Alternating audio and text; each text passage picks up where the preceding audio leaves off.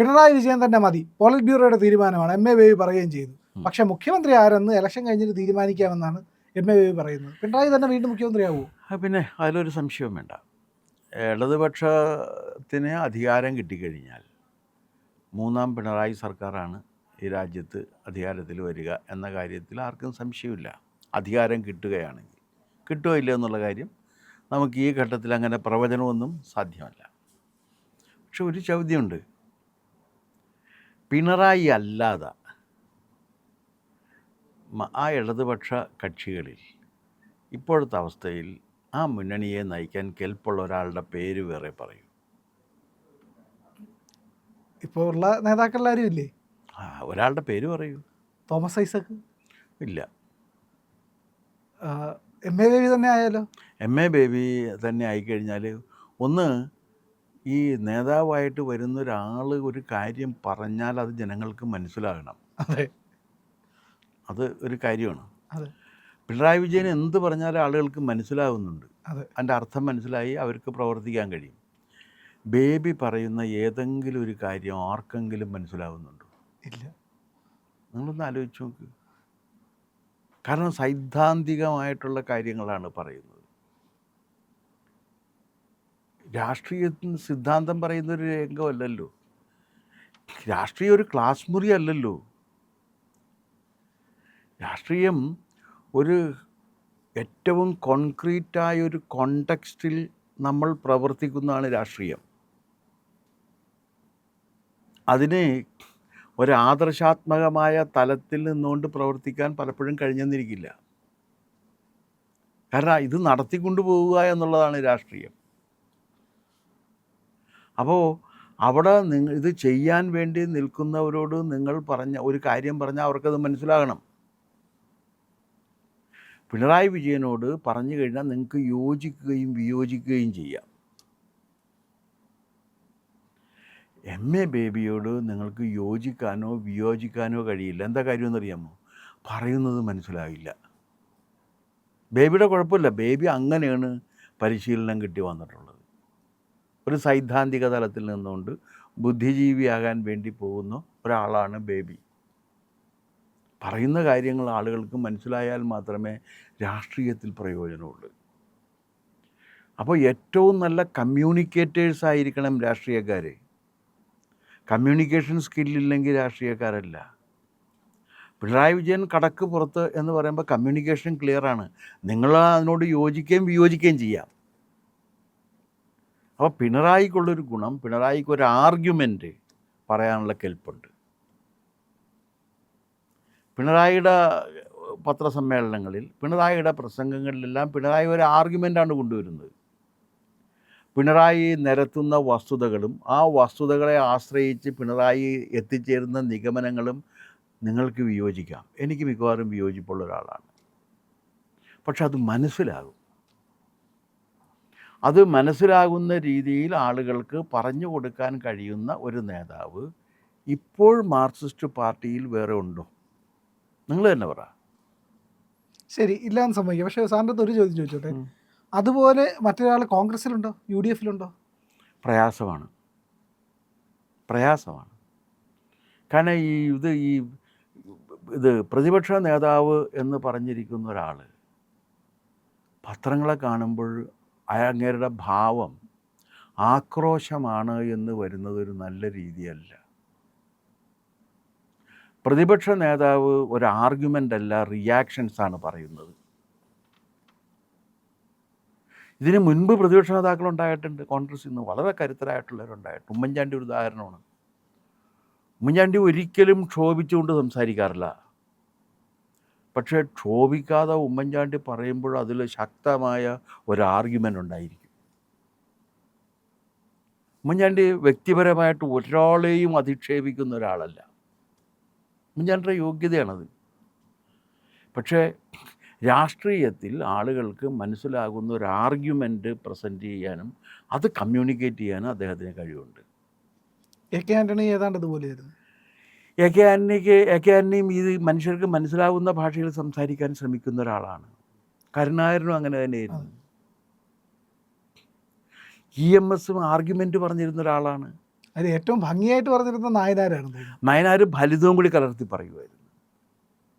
അപ്പോൾ ഒരു ആർഗ്യുമെൻ്റ് പറയാൻ കഴിയണം, തെറ്റായാലും ശരിയായാലും അത് കേൾക്കുന്നവർക്ക് മനസ്സിലാകുകയും കൂടി വേണം.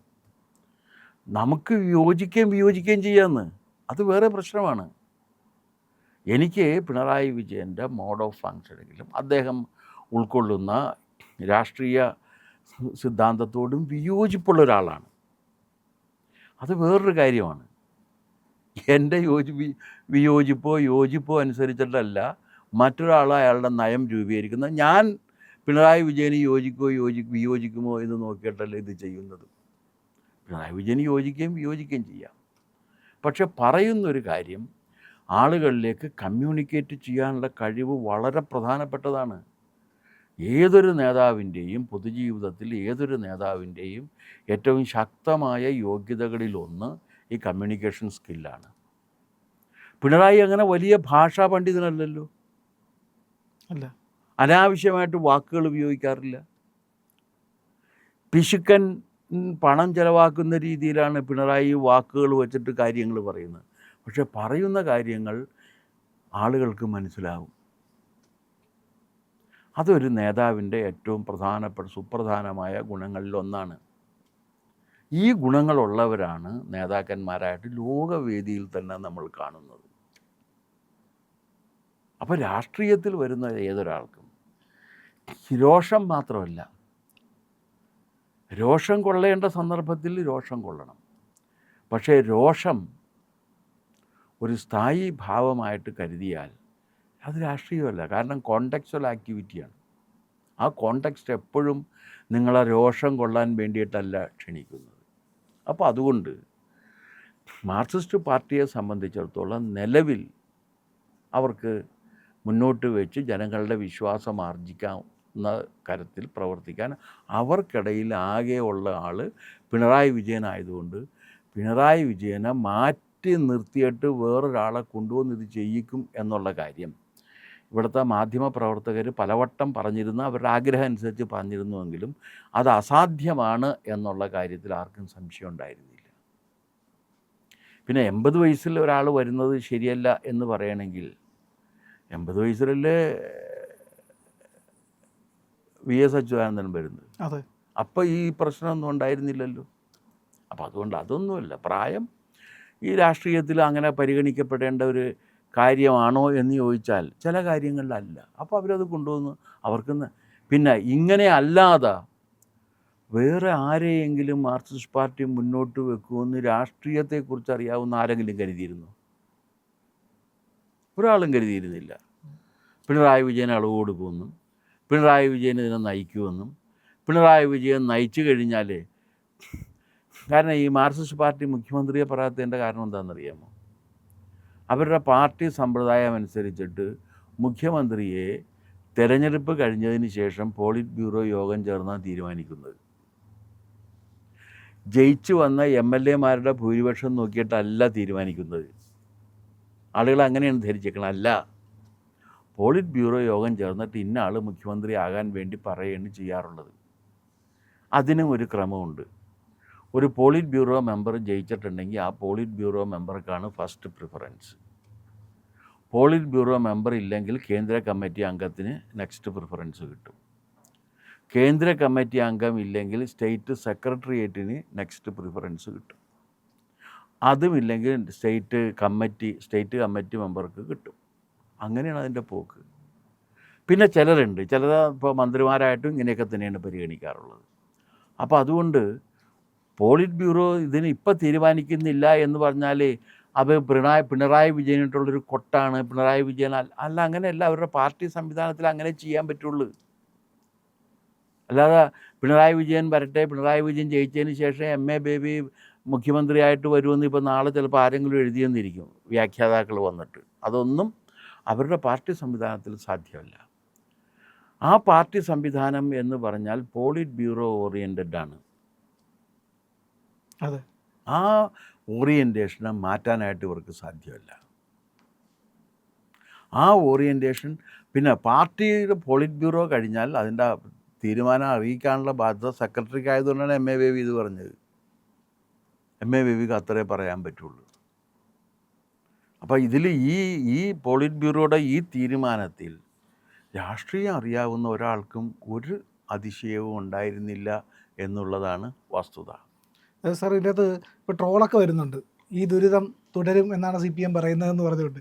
അപ്പോൾ ഈ ദുരിതം, അപ്പോൾ കമൻറ്റ് വരുന്നുണ്ട്, ഈ ദുരിതം അല്ലെങ്കിൽ മറ്റൊരു ദുരന്തം എന്നുള്ളതാണ് പറയുന്നത്. അല്ല, അതിപ്പോൾ ഞാൻ പറയുന്നത് 10 വർഷമായിട്ട് മുഖ്യമന്ത്രിയായിട്ടിരിക്കുന്ന ഒരാൾക്കെതിരെ സ്വാഭാവികമായിട്ടും കുറേ എതിരഭിപ്രായങ്ങൾ വരും. അതെ, നാച്ചുറലാണത്. എതിരഭിപ്രായങ്ങൾ പിണറായി വിജയനാണെങ്കിൽ കുറച്ച് കൂടുതലുമുണ്ട്. അതിന് അദ്ദേഹത്തിൻ്റെ സ്വഭാവവും അതിനൊരു കാരണമാണ്. അദ്ദേഹം അങ്ങനെ എല്ലാവരെയും എന്താ പറയുക സുഖിപ്പിച്ചു പോകുന്ന ഒരാളല്ല. പക്ഷെ അദ്ദേഹത്തെക്കുറിച്ച് അദ്ദേഹം നന്നായിട്ട് നമ്മൾ അങ്ങോട്ട് പറഞ്ഞാൽ അത് ആസ്വദിച്ച് ചിരിക്കുന്ന ഒരാളായിട്ടാണ് എനിക്ക് തോന്നിയിട്ടുള്ളത്. സാറിൻ്റെ ഒരു ചിത്രം കണ്ടായിരുന്നു, ചിത്രം പിണറായി ഒത്തിരുന്ന് ചിരിക്കുന്ന, അത് ഒരു വളരെ പ്രധാനപ്പെട്ട അവിടെ പിണറായിയെക്കുറിച്ച് പ്രശംസിച്ചുകൊണ്ടിരുന്ന ഒരാളെക്കുറിച്ച് ഞാൻ നടത്തിയ ഒരു കമൻറ്റ് കേട്ടിട്ടാണ് ആ ചിരിച്ച്. അതെ, ആരാണ് എന്താണെന്നൊന്നും പറയില്ല, ഞാൻ കമൻറ്റും പറയില്ല. പക്ഷെ അത് അങ്ങനെ പറയുമ്പോൾ അത് വളരെ ഹൃദ്യമായ, അതിന് ശേഷവും എനിക്ക് അങ്ങനെ ഒരു അനുഭവം ഉണ്ടായിട്ടുണ്ട് പലവട്ടം. ഞാൻ അദ്ദേഹത്തെ കാണുമ്പോൾ കഴിയുമെങ്കിൽ ഒരു ഫലിതം പറയുകയും അദ്ദേഹം അത് ആസ്വദിച്ച് ചിരിക്കുകയും ചെയ്യുന്നത് എന്നുള്ള അനുഭവം എനിക്കുണ്ട്. മറ്റുള്ളവർക്ക് ദുർരക്ഷ ഉണ്ടാകണമെന്നില്ല. ഞാൻ ആ ഫോട്ടോ കൊടുക്കാനുള്ള കാരണം തന്നെ ഇത് വെറുതെ പറയുന്നതാണെന്ന് ആളുകൾ ധരിക്കും. എനിക്ക് പിണറായി വിജയൻ്റെ ഭാഗത്തു നിന്ന് ഒരു സഹായവും ഉണ്ടായിട്ടില്ല എന്ന് മാത്രമല്ല, ദ്രോഹമാവോളം ഉണ്ടായിട്ടുണ്ട്. ഇപ്പോഴും ഞാൻ എൻ്റെ പെൻഷന് വേണ്ടി കേസ് പറഞ്ഞുകൊണ്ടിരിക്കുകയാണ്. അപ്പം അത് എനിക്ക് വ്യക്തിപരമായിട്ടുള്ള എൻ്റെ അനുഭവങ്ങൾ വെച്ചുകൊണ്ടല്ല ഞാൻ രാഷ്ട്രീയത്തെ കാണുക. രാഷ്ട്രീയത്തിന് അതിൻ്റെ ഗതിവിഗതികളുണ്ട്, അതിൻ്റെ പോക്കുണ്ട്. അപ്പോൾ 10 വർഷമായിട്ടിരിക്കുന്ന ഒരാളെക്കുറിച്ച് ഇങ്ങനൊരു അഭിപ്രായം വരാം. ഇതിനൊരു മാറ്റവുമില്ല എന്ന് ചോദിക്കാം, ഇത് തുടരണം എന്നും പറയാം. പിണറായി വിജയൻ ഇപ്പോഴും എന്താണ്, ഏതോ ഒരു ചാനൽ നടത്തിയ അഭിപ്രായ സർവേയിൽ വലിയ കാര്യമൊന്നുമില്ല. അതിൻ്റെ ഏറ്റവും വലിയ പ്രോബ്ലം എന്താണെന്ന് വെച്ച് കഴിഞ്ഞാൽ സാമ്പിളും പോപ്പുലേഷനും തമ്മിൽ ബന്ധം വേണം. ഏത് പോപ്പുലേഷനെ ആശ്രയിച്ചാണോ നമ്മൾ സാമ്പിൾസ് എടുക്കുന്നത്, ആ നമ്മളെടുക്കുന്ന സാമ്പിൾസ് ഈ പോപ്പുലേഷനെ സമ്പൂർണ്ണമായിട്ടും റെപ്രസെൻ്റ് ചെയ്തിരിക്കണം. സർവേയുടെ പ്രധാനപ്പെട്ട കാര്യമാണ്. അതൊന്നും ഇവിടെ നടക്കാറില്ല. പക്ഷെ അതുപോലും അങ്ങനെ നടക്കുന്നതിൽ പോലും 25% പേര് ഇപ്പോഴും ഏറ്റവും കൂടുതൽ ആളുകൾ പിന്തുണ കൊടുത്തത് ഇയാൾക്കാണെന്ന് കണ്ടു, പിണറായി വിജയനാണെന്ന് കണ്ടു. അപ്പോൾ അനുകൂലമായിട്ടും പ്രതികൂലമായിട്ടും വരും. അതിപ്പോൾ മഹാത്മാഗാന്ധി നിന്നാലും അനുകൂലമായിട്ടും പ്രതികൂലമായിട്ടും വരും. അപ്പോൾ അനുകൂലവും പ്രതികൂലവുമായ അഭിപ്രായങ്ങൾ വെച്ചുകൊണ്ട് ഒരാൾ മോശമാണെന്നോ ഒരാൾ നല്ലതാണെന്നോ നമുക്ക് ഈ ഘട്ടത്തിൽ പറയാൻ പറ്റില്ല. പിണറായി വിജയനെതിരെ അത്തരം അഭിപ്രായങ്ങൾ വരുന്നത് സ്വാഭാവികമായ കാര്യം തന്നെയാണ്. അപ്പോൾ ഇപ്പോൾ മാർക്സിസ്റ്റ് പാർട്ടിയെ സംബന്ധിച്ചിടത്തോളം അവർക്ക് ഇപ്പോൾ നയിച്ചുകൊണ്ട് പോകാൻ ആകെ ഉള്ള ഒരാൾ പിണറായിയാണ്. അതുകൊണ്ട് അവർ പിണറായിയെ തന്നെ എടുത്തു എന്ന് മാത്രമേ ഇതിനർത്ഥമുള്ളൂ. പ്രിയപ്പെട്ട പ്രേക്ഷകരെ, ഇന്ത്യ ലൈവ് ഇത്തരം വാർത്തകൾ നിങ്ങളിലേക്ക് എത്തിക്കാൻ ശ്രമിച്ചുകൊണ്ടേയിരിക്കും. ഞങ്ങളുടെ കൂടെ സഞ്ചരിക്കുക, ഞങ്ങളുടെ ചാനൽ സബ്സ്ക്രൈബ് ചെയ്യാൻ മറക്കാതിരിക്കുക.